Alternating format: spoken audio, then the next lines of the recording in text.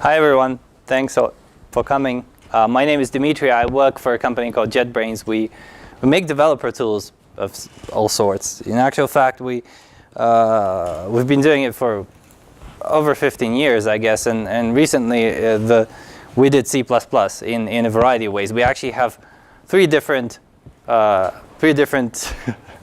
tools. Two of them are IDEs, and one of them is a plugin specifically for supporting C++ in its various incarnations. So the goal of today's talk is to, first of all, just show you why an IDE might make sense, but it's also to talk about the challenges, I guess. Well, unlike you, I see lots of Macs there. I have a really heavy Evo machine that the battery probably lasts an hour and a half or something like that. And the problem, the reason why this is relevant is C++, unlike C#, Java, just about everything else, since it operates on an inclusion model, what happens in tools specifically is that you can include one header in your tiny little file, but when your IDE processes that thing, it gets like 500 megabytes worth of stuff, which is very hard to process. So obviously the overriding desire is not to use really heavy equipment for analysis, but C++, unlike C# and Java, does incur a large amount of issues, I guess, in terms of the computational power that's required, especially for largish solutions, something like Unreal Engine, for example. Anyways, the goal of all of these tools is to provide you some benefits, let you write code quicker or analyze your code, whatever. And in actual fact, it all starts with the project model, because the tool has to know where your files are and what your files are. So in the CLine IDE, for example, the project model is CMake. So essentially you have a CMake list file, and that defines everything about your project. So essentially, for example, it defines the files that make up the project, and those would be the files that would be analyzed, and that's where you get error highlighting and whatever. Support for CMake, I mean, you can see some of the, you can see main.cpp highlighted here. It's not just, a plain text editor. It is possible to call refactorings, for example, on CMake lists. But let's actually start with just making a class, maybe. So in IDEs, and many IDEs provide this, you get all sorts of these wonderful little pop-ups for generating stuff. Like, for example, if I want to make a C++ class, let's call it person, for example, not only can I specify the name and what extensions I'll have, but I can also add it to the CMake targets. So if I kind of expand it like so, you can see where exactly it will be added. So if I do that, and let me actually do a so one of the things you'll see down below, it says updating symbols. Essentially what happens is every time that the project model changes, it just so happens that the tool has to reparse the entire CMake list and then redo the analysis again. There is no way of going around this, at least in the CMake sense, and that's something that we need to do. So I'm going to do a vertical split here. So we'll have I want the person, let's have the person on the right, and then person H on the left. So let's start with something simple. Like, let's say you have a class with a particular name. Now, an IDE actually knows that the name might be tied to the name of a file, and the names of the file are present in CMake list. So if I do a refactoring, and here is another pop-up, which is kind of similar idea. So essentially, you basically have a grouping of the kind of refactorings you can do on this symbol. So if I go and rename, I can type the new name like so. And obviously, if you were actually using person somewhere, it would change to human. But you'll notice that once again, we're reloading stuff. Why is that happening? Well, because in addition to changing the class, we also renamed the files. And if you look at CMake list, you'll see that they've been renamed here as well. So refactorings try to be very thorough in terms of kind of widespread changes. Let's take a look at how you would go about building up this type let's say I have weight and height, and then maybe I want a constructor. Now, the thing about generating obvious stuff like a constructor is that, once again, tools can do it for you in a variety of ways. And for that, you get another pop-up menu called Generate, and that can generate constructors, getters, setters, and it can also do overrides if you're implementing some interface, for example. But we'll do a constructor. So if I call this, I basically have a pop-up saying, well, which fields do I want to initialize? I'll pick all of them, press return, and here is my constructor. So I now have a human that I can work with. I can actually jump into main.cpp. By the way, navigation is another feature which is kind of important in IDEs, especially in large code bases. Searching for stuff is fairly important, but we'll talk about that in a while. So I want to start using this human type, and I can type human, like so. This isn't valid yet, but once again, an IDE can actually go through the code and analyze it and say, oh, by the way, I know there's a class human in human.h. You can just press a shortcut and you get the include statement. But now code analysis kicks in, and that's another feature. So you can see that it's kind of underlined in red, and the IDE is saying, well, you have a constructor with 2 arguments, but you don't have any of them here. So this is something that, once again, you can fix like so. In addition to using APIs which exist, you can also start using stuff which doesn't exist. And this is something called create from usage. So essentially, I can do something like, if I want the body mass index, I can say human.bmi, for example. Now, this is obviously invalid code. You can see that it's in red because there is no such function. But what we can do is we can create this function right from usage. So I can press a shortcut and I can say, let's create this function. I get a pop-up saying, what's the return type, what's the name. I can add a couple of arguments here. And when I press create, what happens is I get the prototype here in the header, and I get the actual body. So let me just write something, height times height.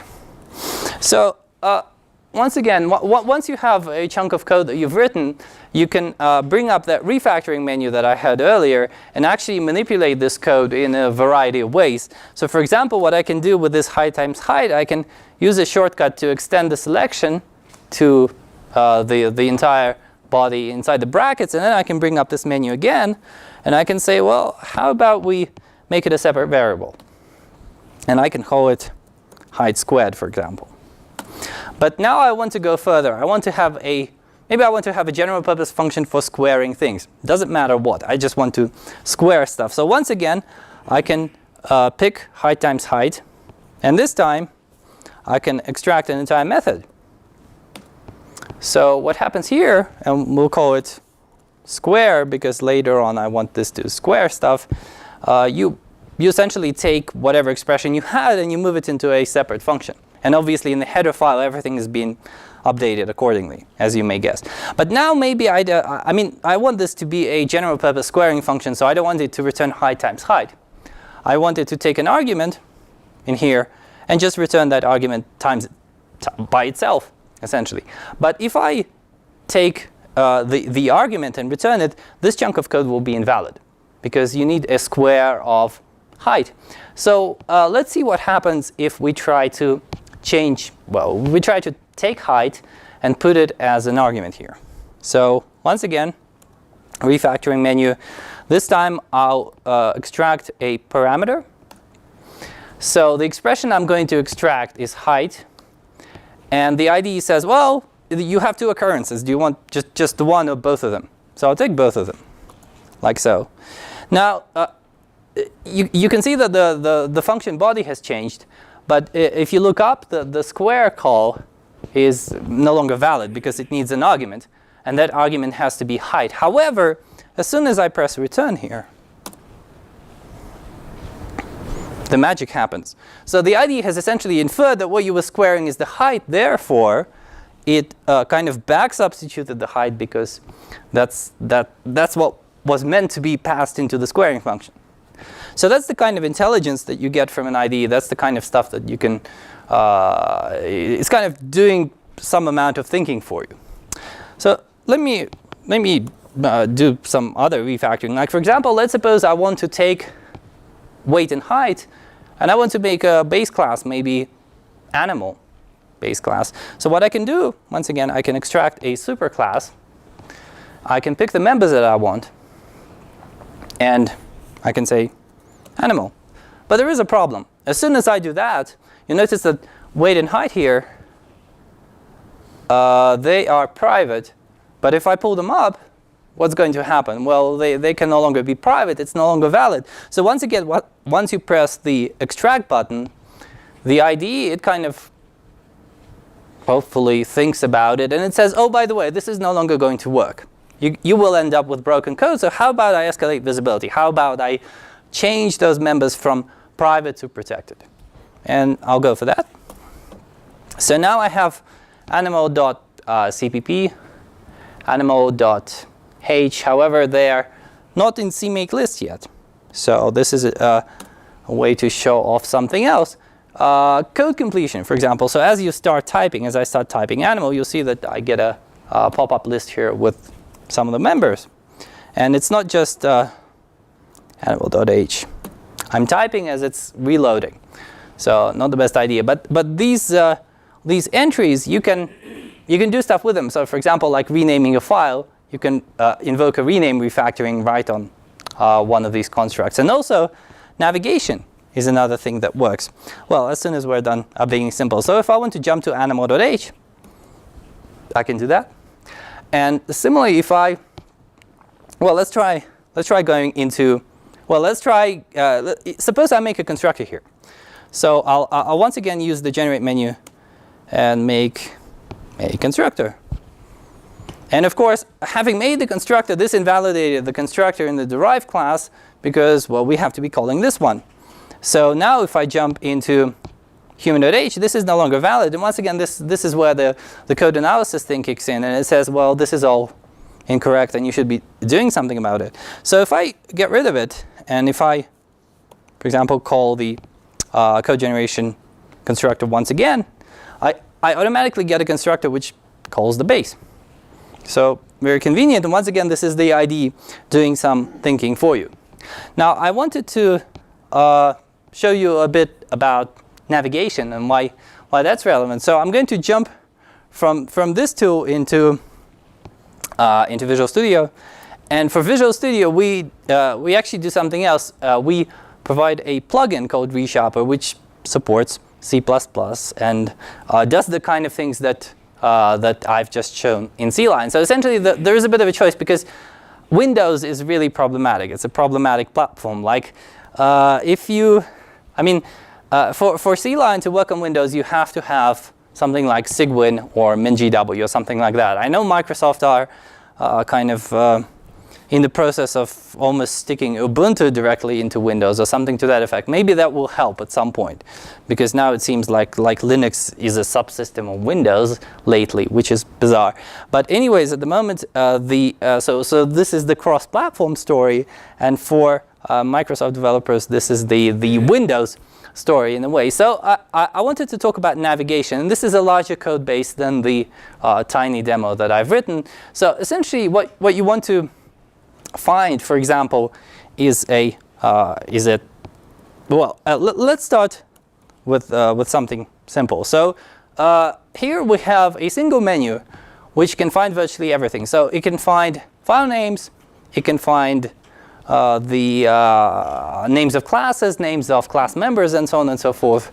So as I type something, I get lots of stuff, and we can certainly pick any of these elements and just press return to navigate to the right one, but we can also filter more. So for example, if I do instrument, maybe I get too much information, but I can press the same shortcut once again, and this filters it to just the types. So now I can, for example, go and look at instrument. And similarly, I can go for members. So for a different shortcut, you get a pop-up listing of every member inside the file that we're in. We also have ways of visualizing the inheritors. Well, actually, not just that, but you can certainly navigate up and down the hierarchy in the sense that if I go for the descendants of instruments, this will take some time because it's a reasonably large solution, and there's probably, I don't know, 30 or 40 or something derived types. But we'll eventually get there, and you'll get this nice little pop-up of where you can go, I hope. Yes. So the IDE just went and looked for every single class which inherits from this class, and you can certainly go to any of them. You can also start typing right here, and thereby filtering the kind of stuff that you're looking for. So I can go in here, for example. There is also a way of visualizing the hierarchy. And incidentally, this kind of leads me to another issue, which is discoverability. I mean, you have all of these features, but how do you know which shortcuts to use for them? Or because, I mean, I know them because it's my job. But essentially, the idea is that you can, it's kind of streamlined. So there is a single shortcut that you can remember, which by default, it pops up a context-sensitive menu of the kind of stuff you can do on this entity. However, what you can do here is you can start typing stuff.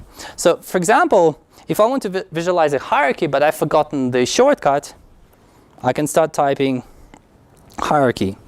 And so I get the name of the command as well as where it is in the menu. I also get the shortcut for it as well. So now we'll take a look at the hierarchy of instrument, and this basically shows us all the descendants as a tree.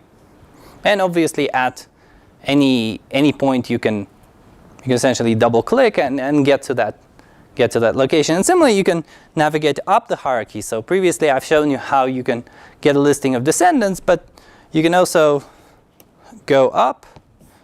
And let's actually, I want to find something where we have two base classes. So if I go up here, I actually get a pop-up menu because there are two base classes that I can go to, observable and observer. So that way you can jump to any of them. Another visualization that we have is visualization of includes.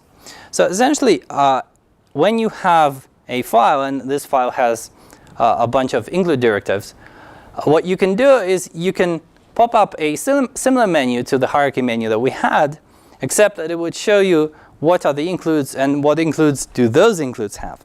So once again, I can just type include, for example, open the include hierarchy. And so I can see that the file observable HPP, which I'm in, includes these headers.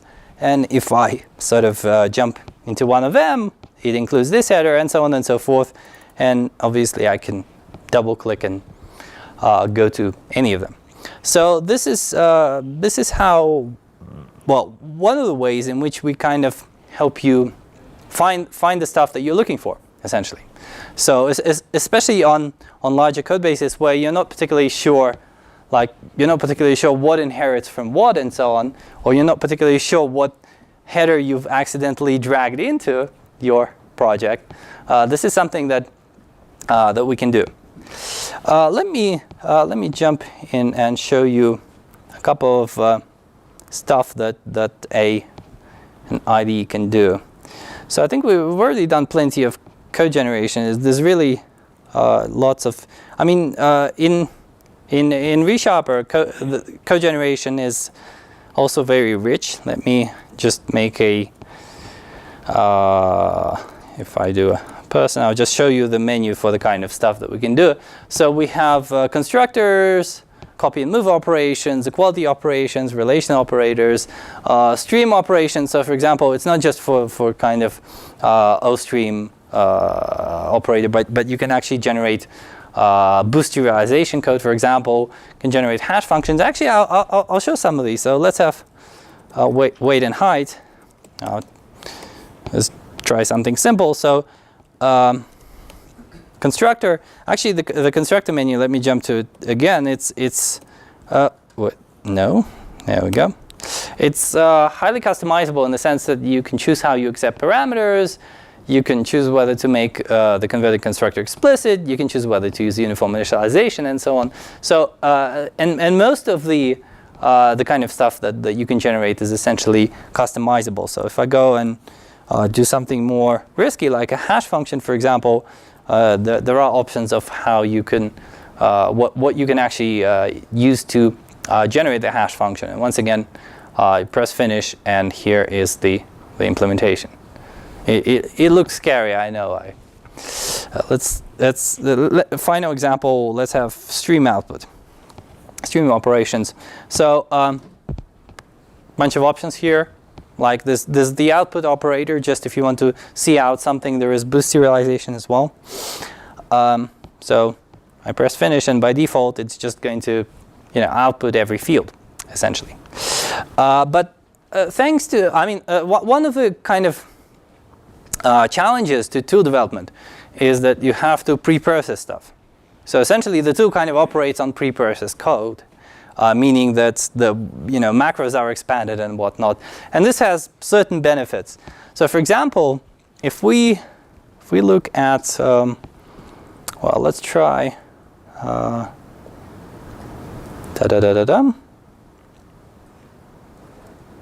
think I am in the right file. Right. Let me get rid of all of this stuff, and you'll be able to see it on the screen. Okay. So here is a very simple pair of macros. We have a macro called multiply. Yes, I know it has to have brackets all around the members, but never mind for now. And then we have the mad macro, which uses the multiply macro. So the upside of having an IDE is that the IDE can expand those macros for you. So essentially, if you stand on the macro and you press a magic shortcut, there are different options here. So you can substitute a macro call to one level of depth. And if I do that, it basically looks at what the macro is, and it substitutes its definition. Or alternatively, another thing you can do is you can do it recursively to infinity.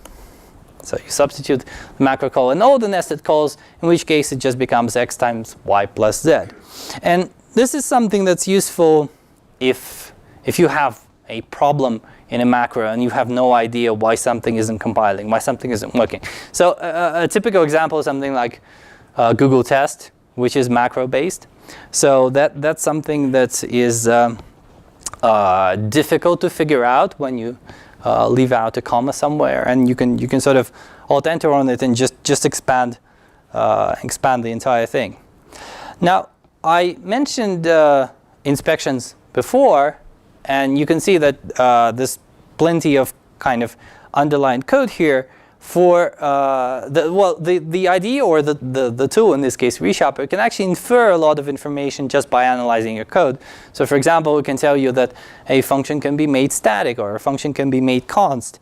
If it looks like it can handle really tricky examples like this one, for example. The priority of the operator here would not give you what you want. And in actual fact, there are context menus, like for example converting a ternary to an if, and if you do that, you'll see what the problem actually is and why the tool is complaining. And there are lots and lots of different inspections in all of our tools for the kind of things that you can do, and also the kind of stuff that you can generate right inside the code. So I've shown a separate generate menu, for example, but here is a simple switch on an enum, and it's very convenient to be able to just alt enter and generate a missing statement. And if I were to sort of accidentally get rid of one of them, get rid of this one, I can just regenerate, and it adds the one that I got rid of.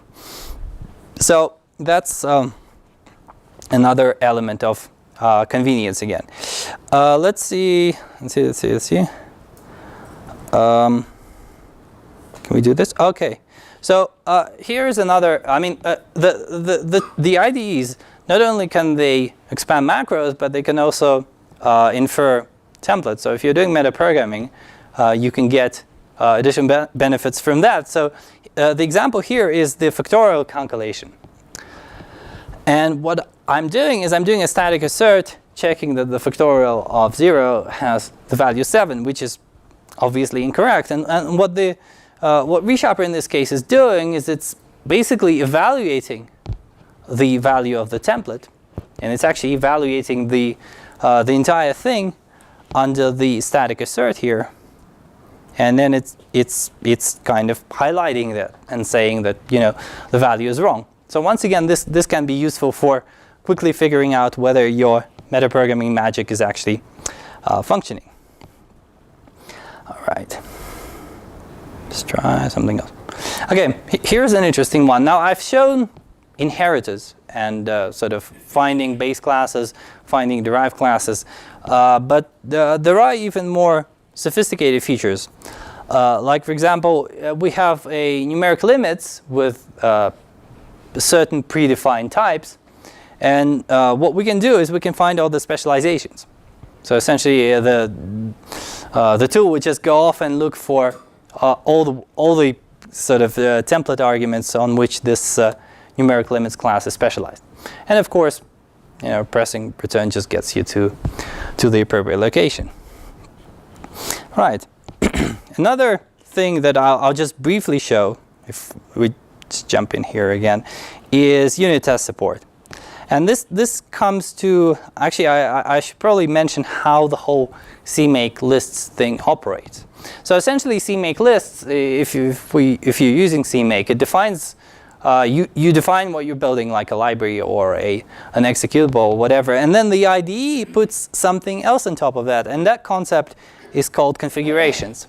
So essentially you might be building the same library in different configurations, but in addition to that, there are also different configurations like this one, for example.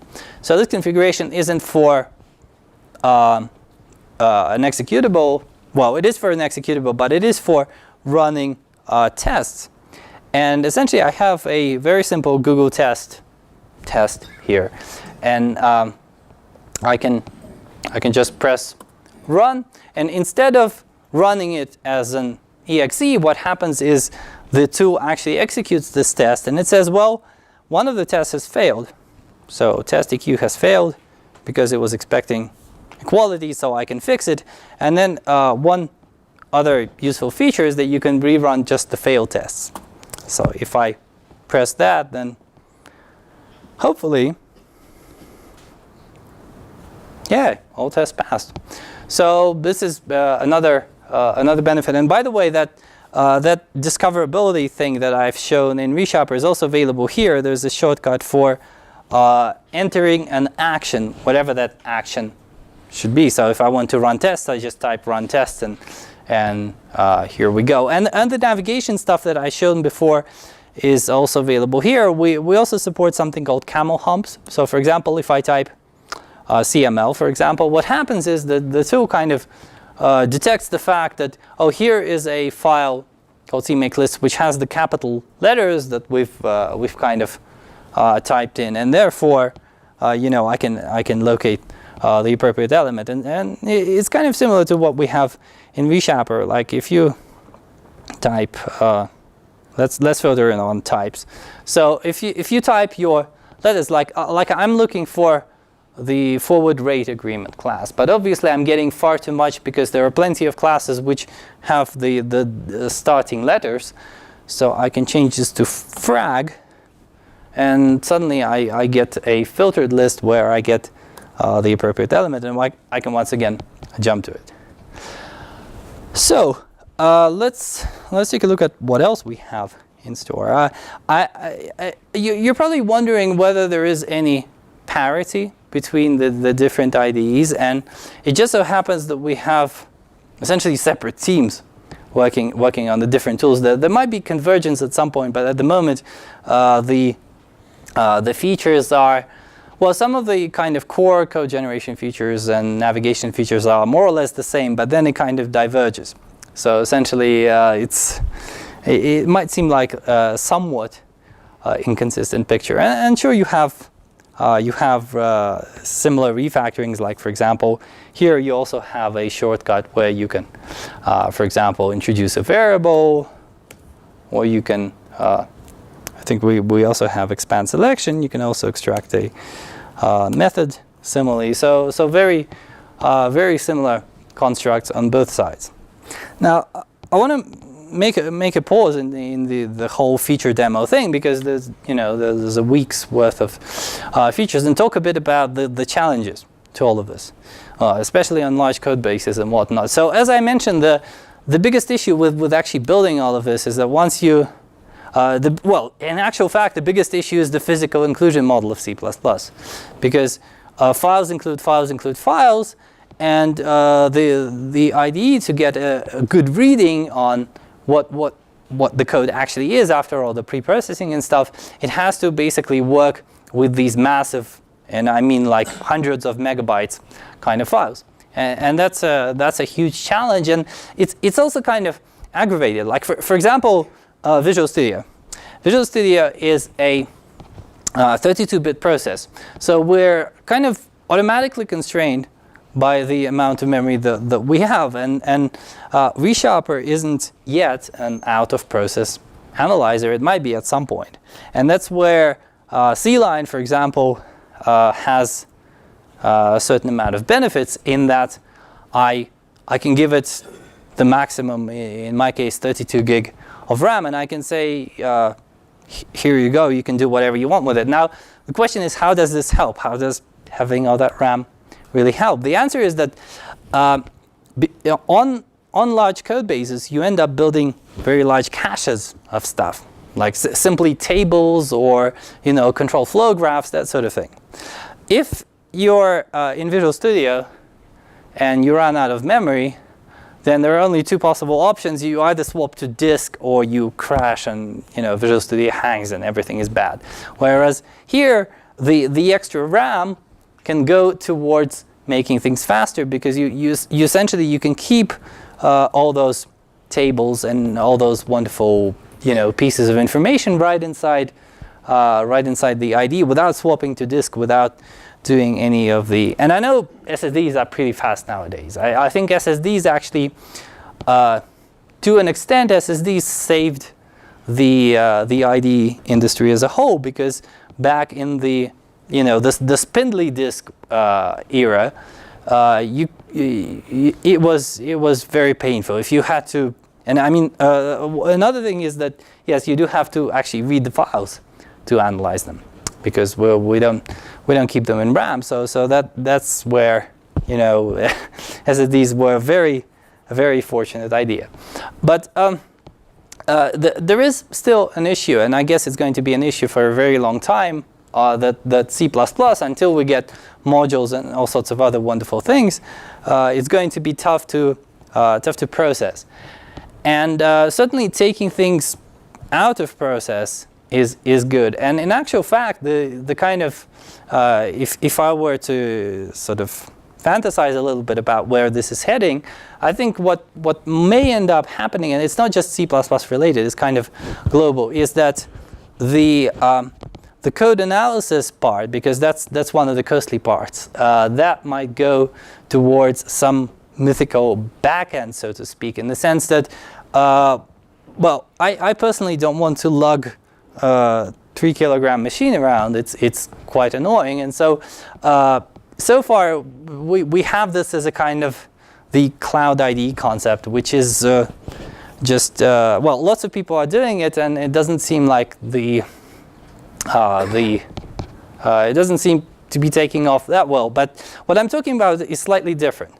So let's suppose that you're working on a massive code base, and you want code analysis and you want all the other goodies. The problem right now is that a colleague sitting next to me will have to use his computational resources to analyze the same code base as I do, for the most part. So the question is, how can we unify this? How can we get convergence? In the sense that we only do the analysis of common things once. Like, for example, if my colleague's using Boost and I'm using Boost, there is no reason to kind of parse and analyze Boost twice. However, this breaks the source control model quite badly, because essentially what you have to realize about C++ is that you can change a single line of code, like do a single define in a single header file, And because of the physical inclusion model, that single define will essentially cause you to reanalyze a massive amount of code. I mean, possibly the entire solution, the entire project or set of projects. And so the solution to that is some sort of kind of like a merger of source control and Dropbox in a way, in the sense that people can store their sort of uncommitted state, and then we find some sort of common patterns in what they've got in common, what they haven't changed, and perform analysis on that and have that as the backend. It's just, you know, a kind of a future fantasy, I guess, in terms of what you can do. One thing I didn't mention in regards to developer tools is the somewhat ridiculous amount of customization that you can have in terms of the kind of stuff that well, not just the appearance of the IDE, obviously, but things like being able to define a code style, essentially defining how your wrapping looks, how the blank lines get added, and this once you specify all of this stuff, the IDE can enforce it. So the upside here is that if you're working in a team and you want to have some sort of some coding standard, you can actually define it in the following fashion, and then you can stick it under source control. So anybody who actually kind of pulls the sources, they automatically get all of these definitions. You also have very kind of fine-grained control of the kind of inspections that are available. Pressing the wrong button there. So essentially, you can determine, you know, whether an inspection is present, and if indeed it is present, you can define how bad we are actually considering it to be. Essentially, so we can take a particular inspection, and we can say that you know, it's not a warning; it's just an informational thing. So plenty of fine-grained control in this regard. There's also one advantage of the IDE is that you can expand. You can have these kind of little macro-like things called, well, in Visual Studio they're called snippets. In CLI and other IDEs, we just call them templates. So essentially, if I were to let me close this. If I were to type something like ink boost, you can see it here in code completion. If I complete it, I basically get a stub for having boost in here. That might not have been such a good idea, because now it's going to get the entire boost indexed. So get rid of that. And similarly, in here, for example, let's navigate to the. Wait, that was weird. Okay, let's try here. So if I type 4. No, come on. Yeah, one downside to having rereading CMake lists is that while this is happening, all your typical operations are suspended. You can't generate code. You can't, you know, do context actions and whatever. But let's try it once again. So this kind of stuff, once again, it's just a tiny little you know, shortcut for generating things. But what I find myself doing is making lots of these and having them generate stuff. Let me see if I can actually have it here. I'm not sure. Yeah, so stuff like this. Let me just close this and show it once again. So personally, I have just a shortcut called C, which makes a class, and then I can do something like VS, which would take, which would make a field. And yes, once again, you have the helpful pop-ups for having the appropriate includes. All right, so I'm going to just stop at this point, and if you have any questions or comments, then feel free to ask. No?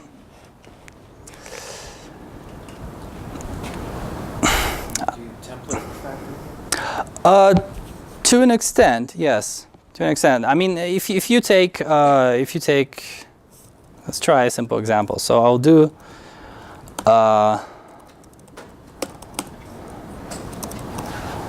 something like this, and I try to refactor, let's say this, bar. Yeah, so it works just fine. If you're talking about the names of the symbols, or is there something else you were? Well, I was thinking more like take human square and turn it into a template. At the moment, we don't have exactly this. We have something else, which is the introduced type def. So we have something like this, which once again it would go off and it would look for, you know, the occurrences of float, and I can replace all of them, and I can say that this is going to be called measure. So we have this, but we don't have the kind of introducing a template argument yet. Might happen at some point.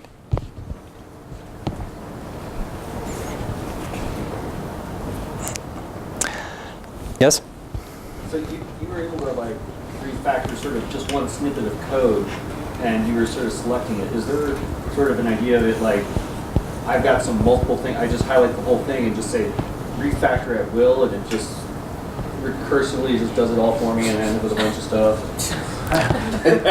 All right. So And then maybe I could just like sort of like press a minus sign to sort of like not do as much, and sort of like expand it. So like every refactorization possible, just Yeah, just like just sort of one at a time, and depending I could command plus and then do it again, just sort of like if you will zooming out well, or zooming in.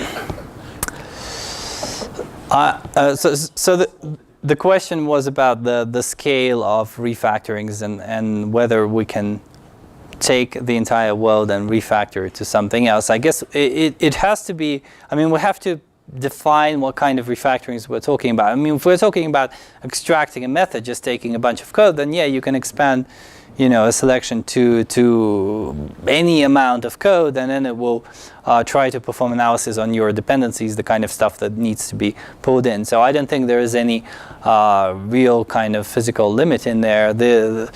I mean, once you start playing around with lambdas and the way that they capture stuff, that's when things may go not wrong, but the idea will basically tell you that it's impossible what you're doing, and then we cannot do it. One thing that is kind of similar to what you're asking is something called fix in scope, which isn't a refactoring thing, but I want to show it anyway. Essentially, let me include something completely redundant. Vector, and hopefully at some point it will tell me that, well, that's actually, I'm just going to jump into C-line here. Let me see if we can, includes, all of these includes are actually needed. So some of the behaviors of the code analysis and the modifications, they do something called fix in scope, which means that for some of the behaviors you wouldn't just have make member function static, you would have make all member functions so and so. But at the moment it doesn't work for large scale refactorings, and it doesn't work for kind of for every single context action. But there are some like removing redundant headers, for example, that would work. So you can do it like across the entire file or the entire folder, project, solution, whatever. But not for refactorings, no. I think you've probably answered this already, but I'd like to put in a plea for more parity between the two tools. So C-Lion has extract-based class, and you selected the data members and moved them down. And I don't believe that's in E#. No. Right, so the comment was that we should have more feature parity. In fact, this is something that has been discussed a gazillion times already. Some of the code is shared between the code bases specifically for testing the support for different C++ features. However, what you have to realize is that C-Lion is a JVM-based technology built on a platform that we had for quite some time, whereas the ReSharper is built on .NET, and it's built using managed C++, which is a form of evil that I wouldn't wish on my worst enemy. How these things can converge, I don't exactly know, but they might converge at some point. At the moment, I really cannot comment. We are aware that futures diverge quite a bit, and to be honest, the different teams, they have different ideas on how to kind of implement things, and the code is sufficiently different that something that's practical in one tool might be completely impractical in another. That's the problem. Yes? Can you elaborate a bit on the roadmap? What is expected as new features in newer C-Line or ReSharper versions? Okay, so the question is, what is the roadmap for C-Line and ReSharper? Right. Now, one thing that has to be said is that both of these tools are reasonably young by sort of IDE standards. So at the moment, we're trying to cover the core functionality in terms of, for example, supporting unit test framework. So at the moment, C-Line supports Google Test and ReSharper supports both Google Test and Boost Test. That's something that would have to expand. Another issue is whether or not we want to jump out of the CMake box in C-Line and support other build systems. Unfortunately, the experience here is that supporting a build system is really hard, and therefore we originally went with CMake because we essentially did a poll. We asked the users what they wanted, and most people went for CMake. At some point, yes, there might be scope for Make or something else. In terms, and most of the kind of new releases is basically more inspections, more code generation features, some navigation refinements, some additional useful tools. One thing I didn't mention, which I guess I should have mentioned, is the debugger, obviously, because I mean, like C-Line leverages GDB. So essentially, you can put in breakpoints, you can sort of debug stuff, you can evaluate arbitrary expressions and whatever, and that's in C-Line, the whole GDB integration is one of the pain points. Once again, it's something that's very difficult to get right. So in C-Line, that the GDB story is one that we're actively working with. We've already got plenty of stuff done. Like, for example, I love the ability to just arbitrarily evaluate stuff and have it, you know, right inside my debug session. But there is a lot more to be done here. Now, on the ReSharper side, the goal is to as far as I understand, one of the goals is to rewrite the preprocessor that ReSharper is using because Clang is like 60 times faster or something, and we're jealous. So at some point that'll come, and that will obviously translate to a better user experience for everyone else, as you know, the analyses are available faster.